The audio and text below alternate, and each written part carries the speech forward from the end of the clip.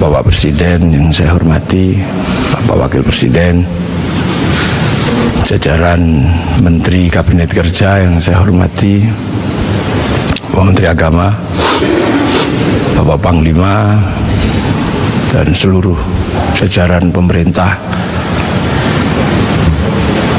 Republik Indonesia, tamu undangan, para alim, para ulama yang berbahagia. Alhamdulillah, kita ini diberi kesempatan oleh Allah untuk bersama-sama berkumpul memperingati kelahiran Nabi kita, Nabi besar Muhammad Sallallahu Alaihi Wasallam,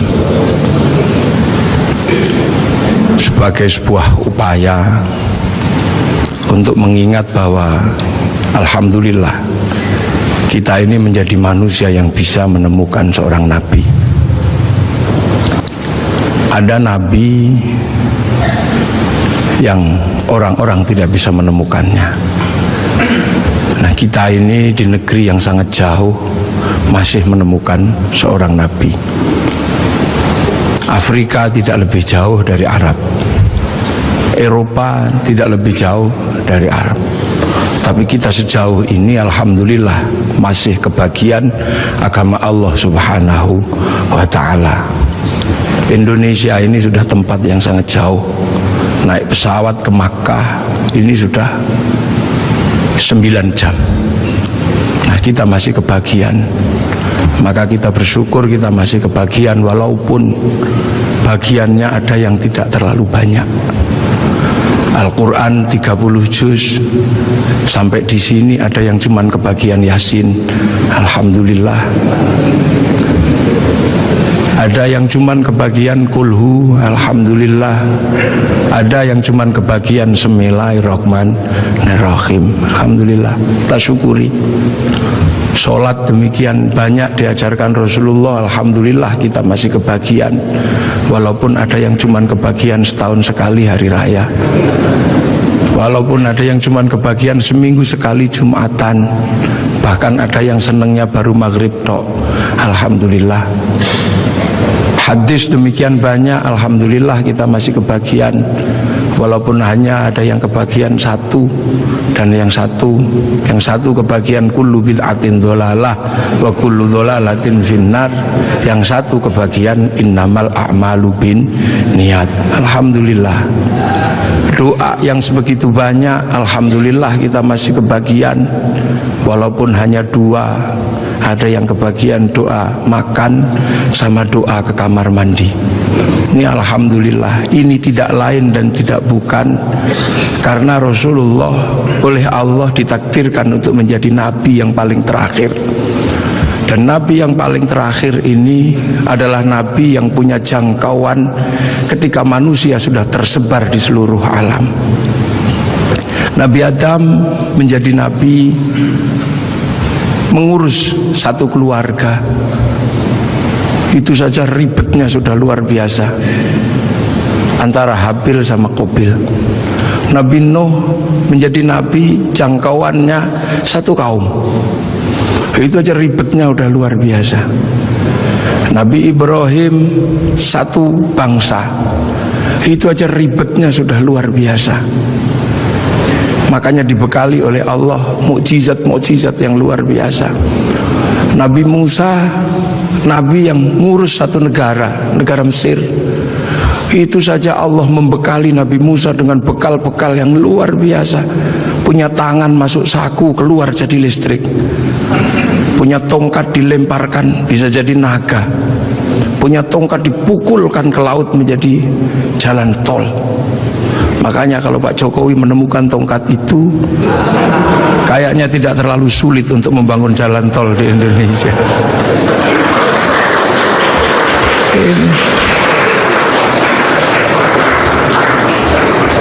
Nabi-nabi Allah diutus, ada Nabi Daud diutus mengurusi satu negara, tapi punya kemampuan yang luar biasa. Tangan masuk tanah, keluar menjadi logam, bisa dijadikan pedang, bisa juga dijadikan baju. Nabi Sulaiman jangkauannya satu negara, kelebihannya luar biasa. Nabi Sulaiman mampu membangun sebuah kota besar menggunakan tenaga jin, bisa berbicara dengan semut, bisa berbicara dengan burung, bahkan angin pun bisa diajak berbicara. Nabi Isa alaihissalam jangkauannya satu negara, satu bangsa sekitar Romawi, akan tetapi kemampuannya luar biasa. Manusia yang buta dipegang matanya bisa melek kembali, orang mati bahkan bisa dibangunkan. Wih, itu bangun. Nah, Nabi Muhammad adalah Nabi akhir zaman yang jangkauannya bukan lagi jangkauan negara, bukan lagi jangkauan satu bangsa, tapi Nabi Muhammad punya jangkauan menjadi nabi untuk menjadi rahmatan lil alamin. Ini perbedaan nabi-nabi dengan Nabi Muhammad. Nabi Muhammad menjadi nabi ketika manusia sudah menjadi bangsa-bangsa, menjadi suku-suku, dan itu harus dijangkau semuanya. Makanya dari situlah Nabi Muhammad dilahirkan di kota Makkah. Kenapa tidak lahir di Bogor? Kenapa juga tidak lahir di Cina, tapi lahir di Makkah? Karena Makkah adalah guidance, Makkah adalah awal di mana manusia mengenal Allah Subhanahu wa Ta'ala.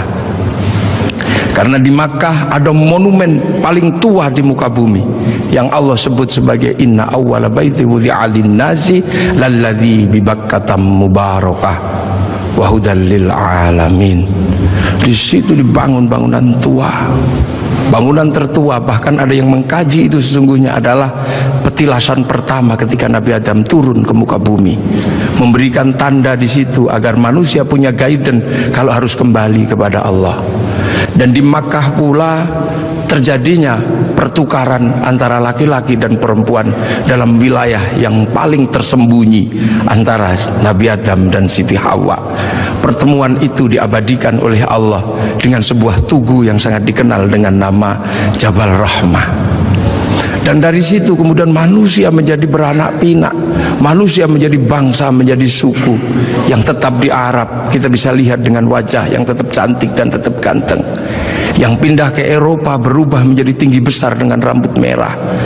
Yang ke Cina berubah menjadi sipit dengan pipi yang agak tembem kayak bakpao. Kemudian yang pindah ke Afrika berubah menjadi hitam gosong yang bisa kita lihat hitam kulitnya. Nah, yang ke Indonesia berubah jadi seperti kita, kecil-kecil, pesek-pesek, seperti inilah. Nah, ini semua akan dijangkau dalam konsep rahmatan lil alamin. Nah, manusia ketika berpindah-pindah, guidance itu hilang. Maka Allah kemudian mengutus seorang nabi untuk mencari guidance itu. Diutuslah Nabi Ibrahim alaihissalam untuk menemukan itu. Dan alhamdulillah Nabi Ibrahim ditemani oleh putranya namanya Ismail dan istrinya namanya Hajar, menemukan kembali situs di mana manusia harus kembali kepada Allah. Situs itu dibangun ulang sama Nabi Ibrahim dan berdoa, Rabbana inni askantu min dzurriyyati biwadin ghairi dzi zar'in 'inda baitikal muharram Rabbana liyuqimus sholata waj'al afidatan minan nasi tahwi ilaihim warzuqhum minas thamarati la'allahum yashkurun. Maka karena Nabi Ibrahim menemukan guidance itu, Nabi Ibrahim menjadi orang yang paling terkenal di muka bumi dengan nama yang berbeda-beda. Ada yang menyebut Ibrahim, ada yang menyebut Abraham, bahkan ada yang menyebut sebagai Brahma. Walaupun ini butuh penelitian yang sangat luar biasa mendalam. Kenapa? Karena Nabi Ibrahim ini punya simbol yang kemudian diduplikasi oleh seluruh manusia di muka bumi. Di India ada simbol yang mirip dengan simbol yang ditinggalkan oleh Nabi Ibrahim. Ini butuh kajian mendalam dan ini mesti saya sampaikan dalam sebuah forum kenegaraan seperti ini. Karena ini yang akan mengurai benang kusut antara manusia di muka bumi dengan lahirnya Rasulullah Muhammad sallallahu alaihi wasallam. Umat Islam mengenal Ka'bah, sebuah batu dengan tengah yang tidak ada isinya apa-apa, kosong. Di India ada bangunan yang sama, batu dengan isi yang tidak ada isinya di tengah, namanya stupa. Di Islam ada namanya Jabal Rahmah, sebuah tugu batu. Kemudian di India dikenal ada yang namanya Lingayoni. Ada air yang namanya Zam-Zam. Kemudian ada air yang bernama Gangga Yamuna. Ada perjalanan suci dengan kain selempang. Di sini ada berwarna putih, di sana ada berwarna kuning. Selesai perjalanan suci, ada urusan yang sama terkait dengan urusan rambut. Yang di sini tahallul, yang di sana digundul.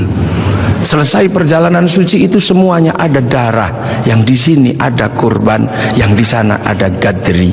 Dan kalau sudah bersujud, meninggalkan hitam 2, yang di sini 2, yang di sana 8. Ini butuh kajian yang sangat mendalam, bahwa ini adalah awal dari yang namanya millata Ibrahim. Kemudian Gaiden itu bergeser karena Nabi Ibrahim meninggal. Diteruskan oleh 2 putranya, yang satu bernama Ismail, yang satu bernama Ishak. Dan Gaiden itu berubah ketika Ishak punya anak yang namanya Yakub atau Israel, yang punya anak 12 yang kemudian dikenal dengan nama Bani Israel. Dan Bani Israel mampu membangun sebuah Gaiden baru karena dikasih kitab Injil dan dikasih kitab Taurat. Yang dikasih kitab Taurat bahkan sampai hari ini masih menjadi bagian besar dari umat manusia di dunia dengan agama besarnya yang namanya Yahudi. Yang dikasih kitab Injil masih menjadi bagian besar dari agama di dunia ini yang dikenal dengan nama Nasrani. Punya pusat kota besar namanya Vatikan, dan di sini punya pengikut yang sering dikenal dengan nama Paus Romo. Gaiden ini bergeser.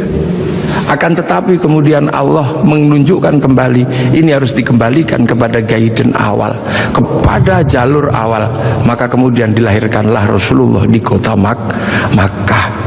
Makkah adalah kunci di mana harus dikembalikan kembali manusia kepada Allah. Itulah kenapa kemudian Rasulullah lahir di kota Makkah. Untuk apa? Mengembalikan simbol kenabian dari awal sampai akhir sebagai wujud khatamul anbiya wal mursalin. Makanya ketika terjadi sengketa dengan agama-agama yang sebelumnya, maka kemudian Allah mengukuhkan Rasulullah sebagai penerus Gaiden kenabian. Maka kemudian diangkatlah Rasulullah ke langit, dan Rasulullah ditunjukkan di mana jejak para pendahulunya. Maka kemudian ketika ketemu Nabi Ibrahim, Rasulullah bertanya, kalau orang Jawa bilangnya mbah gitu, Pak Presiden ya, kayak atau gitu. Aku ini sebagai Nabi terakhir, tapi umat-umat Nabi yang sebelum aku bertanya, apa hakmu ketika kau mengatakan penerus Nabi Ibrahim? Kamu tahu di mana peletakan Nabi Ibrahim waktu membangun kembali Ka'bah? Ya udah, kamu jawab di situ. Kamu tandai nanti kalau kamu turun, kamu tandai itulah tempatku, namanya Jabal Rahmah. Nah, kalau pertanyaannya tentang Mbah Mail, kakek Ismail di sebelah mana? Kakekmu Ismail di sebelah situ, kamu kasih tanda. Itulah yang disebut Khijir Ismail. Lah kalau nenekku Hajar di sebelah mana? Nenekmu Hajar cari airnya di sebelah situ. Itu yang satu namanya Sofa, yang satu Marwah. Lah penjenengan melempari setan itu di sebelah mana? Sebelah situ. Nanti kamu kalau turun kamu kasih tanda biar tidak dilupakan manusia. Itu itu Jamarat Ula, yang itu Wusta, dan yang itu Aqobah. Nah sekarang kalau gitu yang dulu punya Ka'bah ini siapa? Itu kakekmu Adam. Mumpung orangnya masih di situ, kamu tanyalah, Mbah, apa itu apa? Ka'bah itu dulu aku khawatir, aku turun ke sini takut kehilangan jejakku. Ku kasih tanda dan disebut inna awwala baiti wudi'a lin-nasi lalladzi bi Bakkah mubarakah. Nah kalau Jabal Rahmah itu apa? Kayak kalau bahasa kita, waduh kalau itu saya tuku I love you ku sama nenekmu Hawa, I love you ku di situ kita tanda. Pokoknya kalau kamu nanti turun jangan kamu lupakan, kembalikan seluruh jejak kenabian. Maka semenjak itu kemudian umat Islam bersama Rasulullah diperintahkan untuk beribadah haji. Nah inilah makanya kalau ada pertanyaan besar, kenapa Rasul tidak lahir di Jakarta? Kenapa Rasul tidak lahir di mana? Karena Rasul adalah khatamul anbiya wal mursalin, dan jejak kenabian yang mengarahkan kepada Allah ada di Makkah, dengan situs tertuanya adalah Ka'bah. Pemahaman tentang Rasulullah lahir di Mekah ini juga akhirnya menjadi kunci. Kunci apa? Kunci bagi kita semua bahwa kita bukan orang Makkah, kita orang Indonesia. Rasul di Makkah, Rasul ini lahir di Arab, maka kemudian pelajaran Islam pertama didedikasikan untuk mengajari orang Arab agar kembali kepada Allah. Dan Rasul tidak pernah kemana-mana. Rasul mengajarkan Islam hanya sampai di kota Madinah. Setelah itu dalam waktu 22 tahun Rasulullah meninggal. Nah, memahami Rasul yang lahir di Mekah adalah menjadi tonggak. Lantas bagaimana bisa Rasul yang ada di Makkah bisa sampai ke Indonesia ajarannya, dan 90% penduduk Indonesia mengikuti Rasulullah Muhammad sallallahu alaihi wasallam. Ini pasti bukan sesuatu yang mudah. Dalam bahasa Al-Quran, siratal mustaqim, ada yang namanya siratal ladzina an'amta alaihim. Dan inilah yang membuat kemudian kita dengan peringatan Maulid akan ada sesuatu yang bisa sangat menjadi refleksi dasar antara Makkah sama Madinah, antara punya sejarah yang sangat panjang, dan itu bukan datang dengan tiba-tiba. Rasulullah di sana mengajarkan orang-orang sana dengan gaya di sana. Rasulullah sangat terkenal ketika mengajarkan Islam. Rasul bukanlah orang yang keras, Rasul juga bukan orang yang membabi buta. Rasul dijelaskan, anitum harisun alaikum bil mu'minina raufur rahim. Rasul begitu berharap bagaimana umat ini kembali kepada Allah. Maka Rasul punya sistem pembelajaran kepada umatnya dengan cara yang berbeda-beda, dengan cara yang sederhana. Ada yang pinter kelasnya Sayyidina Ali, diajarkan dengan cara standar orang pinter. Ya Ali, kamu sholat. Ali, iya ya Rasul. Yang khusyuk, ya. Nanti kalau kamu khusyuk, kamu akan saya kasih serbanku yang hijau atau yang merah, terserah kamu pilih yang mana. Sayyidina Ali sholat, selesai sholat langsung menyatakan yang hijau ya Rasulullah. Pasti kamu gak khusyuk karena kamu menginginkan yang hijau. Ulangi lagi, dan begitu seterusnya sampai akhirnya Sayyidina Ali ketika sholat dipanah kakinya tidak kerasa. Setelah itu Rasulullah mengimami sholat orang-orang dengan kelas-kelas kayak Sayyidina Ali. Tapi bagi kelas yang kedua menjadi masalah.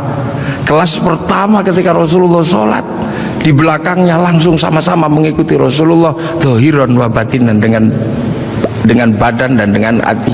Tapi yang belakang bermasalah karena mereka punya kebiasaan ratusan tahun bahkan ribuan tahun menyembah berhala. Ada wujudnya dan ada namanya serta bentuknya beda-beda. Maka Rasul ditanya, bagaimana ya Rasul yang belakang tidak bisa? Maka Rasul minta sama Allah, ya Allah yang depan bisa, yang belakang tidak bisa. Ya sudah, akhirnya diajari sama Allah. Allah cukup mengajarkan, u'budullaha ka'annaka tarahu fa illam takun tarahu fa innahu yaraka. Beribadahlah engkau kepada Allah seolah-olah engkau lihat Allah. Tapi kalau kau nggak lihat Allah, yakin Allah lihat engkau. Maka kemudian para sahabat yang di belakang, yang tidak sekelas Sayyidina Ali, ketika sholat cuma Allahu Akbar, matanya tidak boleh terpejam. Karena apa? Harus mencari Allah. Ka'annaka tarahu, seperti engkau melihat Allah. Maka dilihat kemana. Akhirnya tidak terlalu susah yang di belakang. Tapi ketika engkau lihat kemanapun Allah kamu gak lihat, kamu cukup yakin bahwa kamu sedang dilihat oleh Allah. Maka sholat menjadi mudah bagi orang yang tidak sekelas Sayyidina Ali. Sholat boleh melihat apa saja, bahkan boleh mendengarkan suara bakso, bahkan boleh melihat sarung yang bolong. Tapi tidak boleh, karena harus ingat bahwa sedang dilihat Allah, maka tidak boleh pesen bakso rong mangkok, itu tidak boleh, 2 mangkok tidak boleh. Nah akhirnya yang depan yang pinter bisa sholat, yang belakang bisa sholat. Bahkan ketika Rasulullah menghadapi para sahabat yang berbeda, Rasulullah lagi ngajar ngaji, tiba-tiba dari belakang ada yang teriak, mat, mat, mat. Ini sesuatu yang tidak lazim waktu itu. Karena apa? Semua dilarang menyebut Rasulullah dengan sebutan mat atau Muhammad. La taj'alu du'a ar-rasuli bainakum ka du'a'i ba'dikum ba'dha. Akan tetapi ada sahabat, mat, mat. Sahabat Umar sudah marah. Ini orang dari mana? Gak punya sopan santun sama sekali. Rasulullah cuma bilang, udah paling dia dari kampung. Suruh masuk, suruh masuk.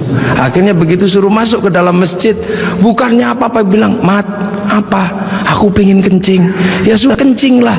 Disuruh cari toilet, ternyata nggak cari toilet, malah kencing di dalam masjid. Sayyidina Umar sudah nggak tahan melihat kelakuan seperti ini, maka kemudian tariklah pedang Sayyidina Umar, mau dipenggal ini kepalanya. Rasulullah cuma mengatakan, Umar jangan, begini-begini juga umatku, ini datang dari kampung yang sangat jauh, di kampungnya memang terbiasa kalau kencing sembarangan, ada bantrek juga dikencingi, ada selokan dikencingi, gini-gini juga umatku, gini-gini juga santriku, tapi ini santri dari Bogor. Ibaratnya begitu. Dan itu akhirnya diabadikan oleh Allah. Wajah amin aqsal Madinah, datang seorang dari pelosok.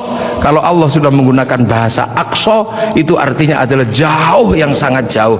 Kalau dalam bahasanya Bapak Presiden namanya Jabal Kat, tidak tahu entah di mana. Kalau jauh gitu aja bait. Rasulullah yang diopeni macem-macem. Ada yang senengannya tidur di masjid, tapi ibadahnya bolong-bolong. Kalau Rasulullah datang, dia langsung bangun pertama kali, salaman, cup, tidur lagi. Ini ada di zaman Rasulullah. Kemudian setelah Rasulullah selesai sholat, Rasulullah digandoli, Pak Presiden, digandoli gini. Kemudian bertanya, ya Rasul, apa? Kapan kiamat itu? Kamu tuh jangan nanya kiamat, kayak kiamat itu pakai ibadah, pakai bekal. Kamu tak lihat cuman tidur tok, suluman salaman, bekalmu apa? Bekalku bukan itu ya Rasul. Kenapa? Cinta sama engkau ya Rasul. Cinta tok, enggak jalan? Enggak ya Rasul. Cinta kan tidak harus memiliki ya Rasul. Akhirnya ya sudah, kalau kau cinta aku. Rasul pergi. Ketika Rasul pergi, digandoli lagi. Ya Rasul, ada apa lagi? Aku sudah jujur sama engkau ya Rasul. Ada apa? Aku kan cinta sama engkau. Engkau cinta sama aku nggak ya Rasul? Ya iya, wong kamu cinta sama aku ya cinta sama engkau. Nah kalau gitu ceritanya, Rasul kan kalau cinta sama aku ini yang penting. Orang cinta kan nggak mungkin tega meninggalkan kekasihnya di neraka. Makanya Rasul pasti nggak tega besok kalau cinta sama aku meninggalkan aku di neraka. Iya, nanti kamu tak ajak ke surga. Man ahabbani kana ma'i fil jannah. Asbabul wurudnya hadis itu adalah itu. Kemudian saking senengnya dia lari, yes gitu, lari. Begitu dia lari, Sayyidina Abu Bakar datang tergopoh-gopoh. Ya Rasul, bener nggak yang tadi itu cinta tok masuk surga? Iya ya Abu Bakar, cinta tok ya Rasul. Iya. Maka Sayyidina Abu Bakar, dia cinta tok akan dibawa Rasul ke surga. Kayaknya aku lebih mungkin ini, anak tak kasihkan, unta tak kasihkan, kayaknya aku ini lebih mungkin. Sayyidina Abu Bakar langsung joget ini, iya, muter sampai jubahnya terangkat.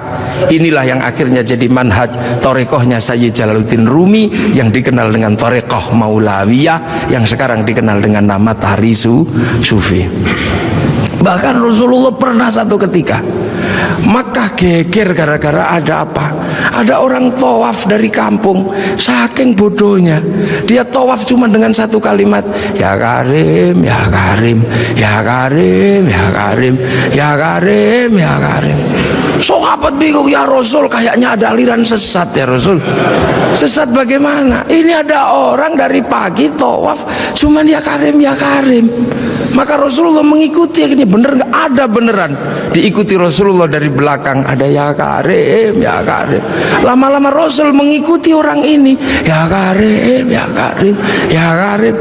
Kenapa? Rasul nggak tahan, ngikuti juga, ya Karim, ya Karim. Orang ini marah, dan siapa di belakangku yang berani menirukan aku? Awas, tak banting orang ini nanti, aku pukul. Ternyata apa? Orang ini nggak tahan, akhirnya balik ke belakang. Rasul dipegang, dipiting begini, kamu ya yang menirukan aku, ya Karim, ya Karim ya. Awas kamu, tak adukan sama nabiku, tak adukan sama kekasihku kamu. Rasul merasa Nabi bertanya, Mas atau Bang, terus nabimu siapa? Nabiku Muhammad. Muhammad siapa? Muhammad ibn Abdillah. Kamu pernah ketemu? Belum. Nanti kamu tak banting di sana. Begitu dia bilang, dia menyatakan bahwa dia adalah apa? Umat Rasulullah. Rasulullah semadek, ya Allah, tak kira umat siapa, ternyata ini umatku juga. Rasul sedih dan terharu, Rasul menangis. Sedih Rasul, ya Allah, ada umat yang begitu cinta tapi nggak pernah ketemu sama aku. Maka begitu lihat Rasul menangis, orang ini semakin bersemangat. Nah, gitu aja nangis. Tadi nirukan ya Karim, ya Karim. Akhirnya apa, ya Allah, Rasul menangis, aras berguncang. Kemudian malaikat Jibril turun, ya Muhammad, kenapa engkau menang? Dibanting orang ini kamu. Enggak ya Jibril, jangan salah paham. Orang ini tadi tawaf ya Karim menggemparkan masyarakatku. Aku ikuti, ternyata benar ada dan aku nggak kuat, aku tirukan. Dia marah dan inilah kejadiannya. Aku dibanting sama dia dan aku mau dibilang sama nabinya, sama kekasihnya. Lah aku tanya, nabimu siapa? Muhammad. Muhammad kan aku sendiri, Bril. Berarti ini umatku. Aku terharu, sakit, Bril. Sakitnya tuh di sini. Ibaratnya orang ini. Ya sudah, kamu ngaku saja. Kalau engkau Rasul Muhammad. Akhirnya, Mas, udah pernah ketemu Rasul? Belum. Nanti kamu tak banting di sana. Mas, Muhammad itu aku, Rasul itu aku. Hah? Engkau Muhammad Rasul? Nangis orang ini. Nabi dipeluk sambil menangis. Ya Rasul, aku belum pernah ketemu sama engkau ya Rasul, tapi aku iman sama engkau. Dan di kampungku yang paling pinter cuman aku ya Rasul. Kita makan doanya ya Karim, kita apa doanya ya Karim ya Rasul. Tolong ya Rasul, karena ini kami bodoh dari kampung, kami nggak ngerti apa-apa. Tolong ajaklah aku ke surgamu kalau engkau masuk surga ya Rasul. Iya, nanti kamu bareng, sama-sama nangis. Saking senengnya orang ini lantas berjoget, iya gitu. Saking senengnya mau diajak Rasul ke surga. Malaikat Jibril dibilang sama Allah, Jibril bilang itu, walaupun orang itu nanti diajak Muhammad masuk surga, katakan padanya, dosanya tetap kuhitung. Malaikat Jibril menyampaikan ke Rasulullah. Rasulullah menyampaikan, ya Mas, Allah barusan berfirman lewat Jibril, walaupun engkau nanti kuajak masuk surga, tapi dosamu tetap dihitung sama Allah. Orang ini kaget juga enggak ada perubahan apa-apa, cuman melotot aja. Apa ya Rasul? Dosaku mau dihitung sama Allah. Suruh ngitung, nggak takut aku. Suruh ngitung aja kalau dosaku mau dihitung sama Allah, nggak takut aku. Tapi hati-hati, kalau dosaku sampai dihitung sama Allah, Allah tak ajak hitung-hitungan sama aku. Loh, kok Allah kamu ajak hitung-hitungan? Bagaimana? Akan kuhitung seberapa besar dosaku, kan kuhitung dengan seberapa besar pengampunan Allah. Kalau Allah Maha Pengampun, nggak mungkin dosa gini aja kok dihitung. Kalau dosa gini aja dihitung, nggak usah pakai gelar Maha Pengampun. Maha Pengampun, oh, gini aja dihitung. Di zaman Rasul ini lu potret Rasulullah. Maka Rasulullah mampu menjadi rahmat bagi semuanya, sehingga kemudian pelajaran Rasulullah yang tidak masuk akal waktu itu bisa diterima oleh sebuah kalangan yang sangat jauh dari peradaban. Maka kemudian Islam yang sulit diterima oleh orang di Arab waktu itu bisa diterima. Sulit bagi orang Arab menerima Islam. Orang Arab Tuhan ada patungnya, Islam mengajarkan Tuhan tidak ada patungnya. Di sana diajarkan banyak Tuhan, ini diajarkan Tuhan satu. Di sana tidak ada air, Islam mengajarkan toharoh pakai air. Susah, diminum aja susah, pakai disuruh mandi. Padahal di sana orang mandi berbeda dengan kita. Kita jinabatnya sebulan sekali, sana bisa semalam 8 kali. Susah air disuruh pakai toharoh pakai air. Sudah panas disuruh puasa, makanan susah disuruh zakat. Sudah gitu tawafilah yang paling sulit bagi orang Arab waktu itu. Orang Arab waktu itu sangat susah karena melihat perempuan itu begitu sesuatu yang sangat luar biasa. Lihat kaki sudah syahwat. Tapi waktu itu Islam mengajarkan bagaimana ketika tawaf muka dibuka, betapa syahwatnya sangat tinggi ketika muka dibuka. Dan pada saat yang sama seorang laki-laki tidak diperbolehkan menggunakan kain berjahit, sehingga kalau mau berbuat jahil tinggal wes gitu. Itulah ujian terberat waktu itu, dan itu susah dipahami oleh orang Arab. Makanya memahami Rasulullah itu tidak mudah. Makanya tidak mudah.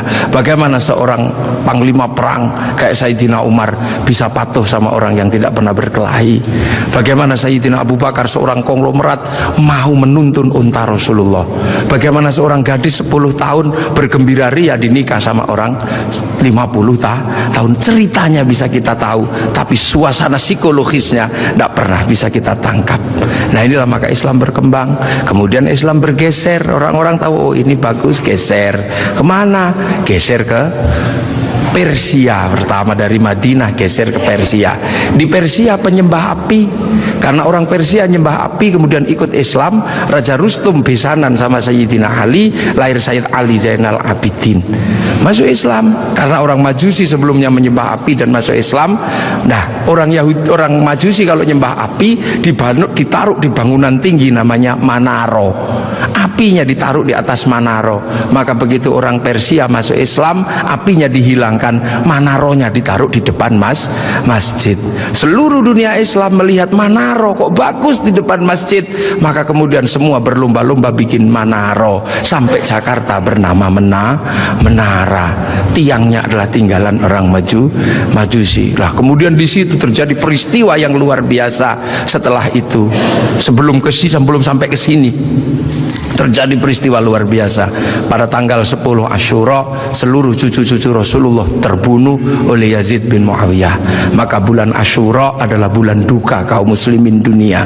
Makanya orang Indonesia, terutama di kampungnya Bapak Presiden, menyebut bulan Asyura dengan sebutan bulan Suro. Ekornya saja yang diambil, karena orang Jawa itu sukanya ngambil ekornya aja. Muhammad diambil mat, Asyura diambil suro. Makanya di bulan Asyura orang berduka karena terbunuhnya cucu Rasulullah. Maka di Jawa ada tradisi tidak mantu, tidak nikahkan anak, itu karena bulan duka. Di Jogja ada yang namanya keliling beteng, maksudnya di bulan Suro jangan terlalu banyak mulut, jaga mulut. Nah di Solo mengikuti kebo Kiai Slamet, kalau kebunnya keluar taiknya diusapkan ke seluruh tubuh. Ini bulan duka, jangan bersolek. Dan biasanya bulan Asyura di Indonesia diikuti dengan santunan anak yatim. Nah inilah, dan dari situ terus Islam bergerak. Makanya monumen-monumen itu lahir Sayyid Ali Zainal Abidin.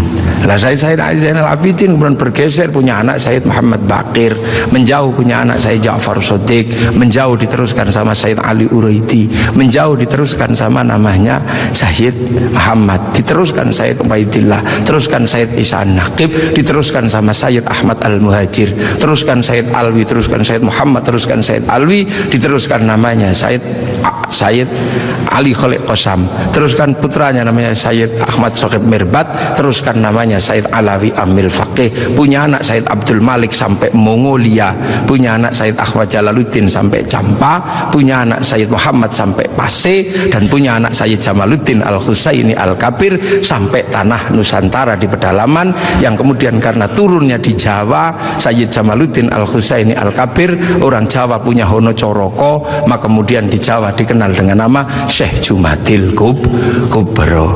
Dan disitulah kemudian Islam ketemu dengan kebudayaan peradaban Nusantara. Nah inilah tonggak Makkah ini yang akhirnya menjadi penjelasan, oh ternyata Makkah sini geser di sini. Dan kemudian kita diingatkan bahwa Syekh Jumadil Kubro punya anak namanya Said Ibrahim, pindah Palang Tuban sana, punya anak namanya Raden Rohmat Sunan Ampel. Nah ini yang kemudian bangun peradaban baru di Nusantara. Syekh Jumadil Kubro punya murid namanya Samsuddin, pindah Jawa Barat, dikenal dengan nama Syekh Kuro, punya murid namanya Datuk Kahfi, pindah Cirebon, punya murid namanya Syarif Hidayatullah Sunan Gunung Jati. Nah inilah baru kita kemudian menemukan titik sini. Nah pertanyaan-pertanyaan besarnya inilah yang akhirnya kemudian menjadi penjelasan. Lantas bagaimana kita mengikuti Rasulullah di tempat yang jauh ini? Rasulullah memberikan garis namanya ahli sunnah wal jamaah, bahwa Rasulullah yang diajar pertama wal jamaahnya bernama sahabat, wal jamaahnya sahabat generasi kedua namanya tabi'in, tabi'in punya generasi berikutnya namanya tabi'ut tabi'in, dan kita ini adalah generasinya para ulama. yang cara pembelajarannya sangat berbeda. Di Arab sana Rasulullah mengajarkan bagaimana makan dengan 3 jari, masih bisa dijalankan sampai hari ini karena di sana masih kurma sama roti. Begitu sampai di Nusantara sudah tidak kurma dan tidak roti, tapi sudah soto, maka makan dengan 3 jari sudah bukan sesuatu yang mudah. Di sana kurban pakai unta, di sini tidak lahir unta tapi lahir kerbau sama sapi. Karena terlahir kerbau sama sapi, maka jangan memaksakan diri kurban pakai unta, nanti ditangkap oleh polisi karena nyuri untanya Kebun Raya Bogor. Ini di sana masih bisa pakai jenggot dengan utuh, tapi di sini rasnya adalah ras Mongoloid, sudah tidak punya jenggot. Inilah maka ulama-ulama awal yang datang ke sini tidak pernah ribut masalah simbol-simbol yang tidak bisa dilakukan oleh orang Indonesia. Nah, sekarang ini tugas pemerintah karena banyak orang yang kemudian lupa kedudukan itu, kemudian memaksakan menjadi orang dipaksa langsung ikut seperti Rasulullah. Nah, ini yang harus kita pahami, bahwa kita ini berkedudukan sangat jauh. Quran saja berbeda-beda ketika mengajarkan. Di awal Rasulullah Quran tidak ditulis. Kenapa? Karena sahabat apal Quran. Orang apal tidak perlu menulis. Saya apal wajah istri saya, nggak pernah bawa fotonya kemana-mana, karena saya apal. Makanya ibu-ibu yang fotonya dibawa kemana-mana jangan seneng dulu, jangan-jangan karena belum apal. Kemudian setelah Rasulullah meninggal, sahabat nulis Quran. Nulis Quran sahabat. Untuk apa? Untuk tabiin yang tidak ketemu Rasulullah. Tiba-tiba generasi sahabat meninggal, tabiin mengajar bawahnya. Qurannya sahabat terlalu pinter, cuman lungkik-lungkik kayak cacing gitu aja. Maka kemudian dikasih titik oleh Abul Aswad Ad-Du'ali. Disebar lagi, generasi pertamanya hilang, titik-titik nggak cukup, maka dikasih fathah, kasroh, dhamma atau syakal. Yang ngasih syakal Syekh Khalil bin Ahmad Al-Farahidi. Disebar lagi, yang baca Quran karena Islam rahmatan lil alamin bukan lagi orang Arab semata. Orang Andalusia baca Quran wadduha, keliru menjadi wadduhe. Ini. Nah, orang Turki mustaqim, mustaqin. Masuk ke Indonesia dibaca oleh orang Padang lakanud, keluarnya lakanui. Karena orang Padang kalau bilang Muhammad Mahamme. Orang Sunda ketika baca alladzina sebagian besar keluarnya alladzina. Begitu masuk ke Jawa ketemu dengan huruf hono coroko. Alhamdu karena punyanya ko gak punya huruf ha, maka alhamdu menjadi alkamdu, al-fatihah menjadi al-fatihah. Ini itu.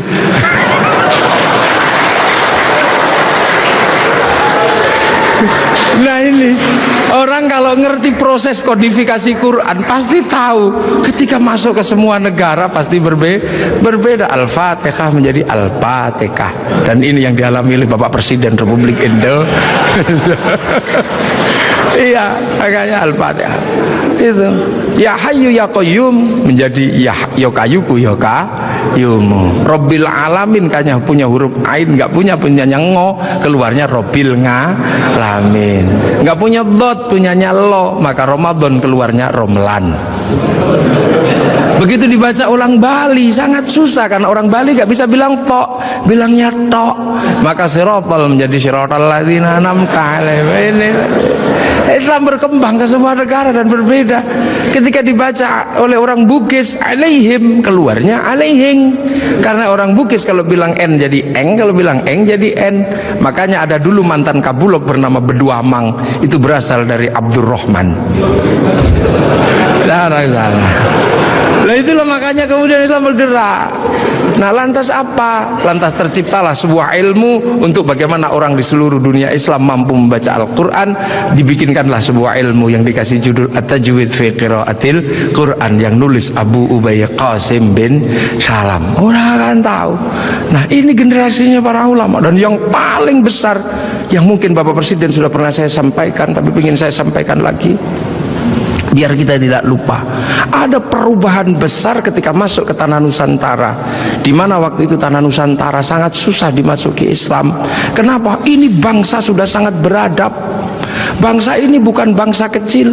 Tahun 1222 ke atas sebelum tahun 1300 sudah mampu menaklukkan Mongol yang menaklukkan Eropa, menaklukkan Arab, mampu ditaklukkan oleh kekuatan Nusantara yang namanya Singasari. Makanya hal itu bisa kita lihat betapa kita bangsa punya tinggalan-tinggalan yang luar biasa. Orang Arab punya alat musik yang namanya terbang, terbuat dari kayu dan kulit. Orang Eropa punya alat musik yang namanya gitar, terbuat dari kayu dan tali. Tapi orang Nusantara salah satu alat musiknya adalah gamelan, terbuat dari logam. Hanya bangsa yang menguasai ilmu pertambangan yang maju dan penguasaan metalurgi yang mapan mampu membuat alat musik dari logam. Dalam cerita-cerita besar, kita juga punya cerita besar yang sama. Orang Eropa punya cerita tentang Cinderella, kita punya cerita bawang putih, bawang merah. Orang Eropa punya Samson, orang Arab punya Sam'on, kita punya Bandung Bondowoso, kita punya Sangkuriang, kita punya Si Pahit Lidah. Orang Sanya punya cerita Romeo Juliet, orang Arab punya cerita yang namanya Laila Majnun, kita punya cerita Andi-Andi Lumut, kita punya cerita, banyak sekali cerita cinta di Indonesia. Sana punya cerita namanya Kura-Kura Ninja, kita punya cerita Kancil Nyuriti. Sama saja, apa bedanya? Bahasa-bahasa kita juga bahasa-bahasa yang tidak bisa direndahkan. Orang Inggris bilang rice, orang Arab bilang rus, orang kita bilangnya macam-macam. Kalau masih di sawah namanya padi, kalau sudah dipanen namanya gabah, kalau sudah digiling namanya beras, kalau patah-patah namanya menir, kalau dibungkus namanya lontong pakai daun, kalau dibungkus pakai namanya ketupat pakai janur, kalau tidak dibungkus namanya nasi, dicuri satu namanya sebutir nasi, kalau diublek-ublek namanya bubur, pantatnya kosong namanya kerak atau intip. Sana cuma rice sama rus. Ini yang kita tidak boleh malu menjadi bangsa Indonesia. Semua yang kita miliki sama. Ini menandakan bahwa kita pernah menjadi sebuah bangsa yang besar, berkasta-kasta, berbeda-beda. Maka kemudian Islam mulai memperkenalkan konsep besar sehingga kita punya bangsa dan negara. Konsep besar apa? Diperkenalkanlah bagaimana hidup bersama, saling menjaga. Diperkenalkan konsep besar namanya musyarakah yang akhirnya dikenal dengan bahasa masyarakat. Kalau sudah jadi musyarakah, semua harus saling mengerti dan saling bertanggung jawab. Maka diajarkanlah menggunakan kalimat Rasulullah, kullukum ra'in wa kullukum mas'ulun an ra'iyati. Raja dan hamba dihilangkan, diganti dengan ra'iyah yang diserap ke bahasa Indonesia menjadi rakyat. Dan satu-satunya bangsa Islam di dunia yang mampu mengadaptasi kalimat ra'iyah menjadi rakyat hanya ulama-ulama Indonesia. Hanya ulama Indonesia. Nah, kenapa? Karena kita ini pilihannya berbeda. Pilihan bangsa yang disebut waja'alnakum syu'uban wa qabaila, disinilah tempatnya. Arab tidak ditemukan bangsa yang berbeda, mereka satu bangsa. Eropa satu bangsa, Arab satu bangsa dipikul puluhan negara, Eropa satu bangsa dipikul puluhan negara. Tapi disinilah ada satu-satunya tempat puluhan bangsa bisa dipikul oleh satu negara, Kesatuan Republik Indonesia. Makanya harus disatukan. Tidak ada lagi raja hamba, yang adalah ra'iyah. Kalau sudah ra'iyah, tidak boleh lagi menyebut kafir. Kenapa? Karena kafir adalah orang yang menentang Allah dan memusuhi kaum muslimin. Kalau sudah hidup bersama namanya dhimmi. Kalau sudah saling bertanggung jawab namanya ra'iyah. Maka ketika para ulama sudah menyebut kita dengan sebutan rakyat, jangan lagi kau turunkan derajat ra'iyah menjadi derajat kafir. Maka tidak ada lagi kata kafir di Indonesia, karena sudah ra'iyah atau rakyat. Ini kenapa para ulama sepuh tidak ada yang menyebut kafir. Kemudian ra'iyah kalau berkumpul diajarkan bagaimana hidup bersama, berbahagialah, berbicaralah dengan baik-baik. Maka konsep yang ditawarkan adalah wasyawirhum fil amri. Maka kemudian ra'iyah yang hidup bersama dan berbicara secara bersama disebut musyawarah. Kalimat wasyawirhum fil amri. Kemudian kalau bermusyawarah jangan menang-menangan sendiri, berbagilah, saling bertoleransi.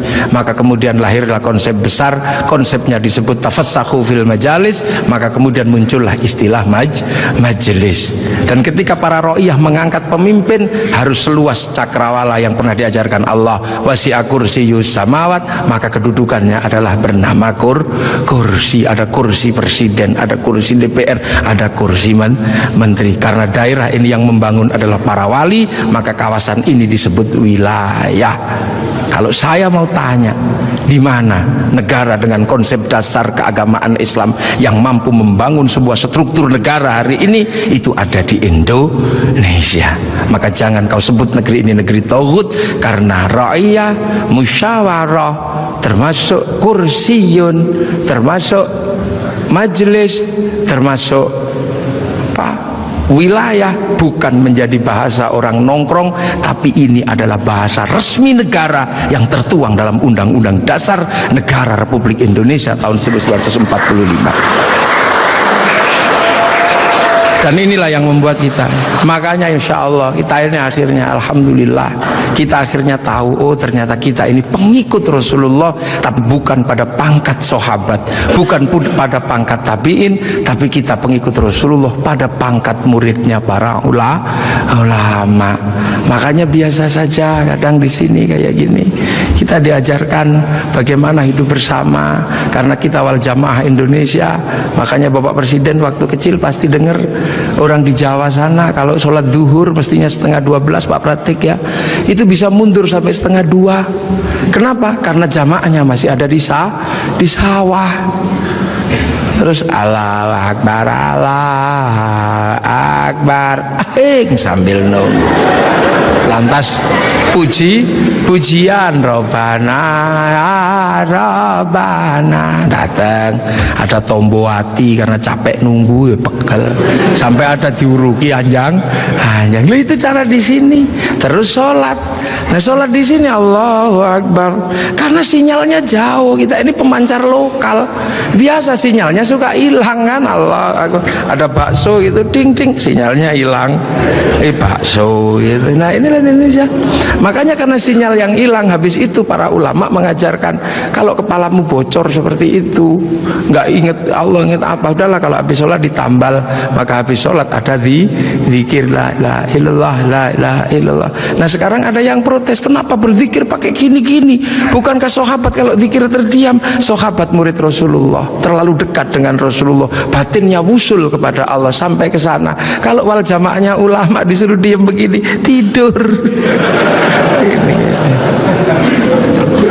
Nah puasa juga sama. Orang Indonesia kalau puasa nggak terlalu khusyuk, karena keluar rumah ada belimbing, ada jambu. Kalau di Arab keluar rumah ketemunya padang pasir, lebih khusyuk. Maka di sini lebih sering disuruh tidur gitu. Dalilnya apa? Naumuso imin ibadatun. Nah kalau malam pakai doktek. Setelah itu halal halal. Haji juga sama, nggak bisa langsung ke sana Pak Presiden. Antrinya 25 tahun. Makanya orang sini capek nunggu, daripada capek nempelkan gambar Masjidil Haram. Ini Pak Menteri Agama, biar tidak terlalu capek, biar agak senang dikit, latihan dulu di alun-alun Bogor. Labbaik Allahumma hajjan, ikhramnya beneran, niatnya beneran, tapi Ka'bahnya triplek. Lah ini namanya mana sih haji? Lah ini wal jamaahnya baru ini, dan ini ada di Indonesia. Itu akhirnya orang tahu pangkatnya dengan maulid. Oh Rasul Mekah, kita Indonesia, ada jarak yang sangat panjang, ada jarak waktu, ada jarak ruang. Nah ini kalau kita pahami dengan bahasa yang sederhana, fa insyaallah Islam di Indonesia akan tetap menjadi Islam yang ramah, Islam yang tidak kasar, Islam yang tidak gerasa gerusu, mampu ngayomi seluruh manusia yang berbeda-beda, seperti Rasulullah yang anitum harisun alaikum bil mu'minina raufur rahim ihdinas siratal mustaqim. Assalamualaikum warahmatullahi wabarakatuh. Allahumma shalli ala Muhammad.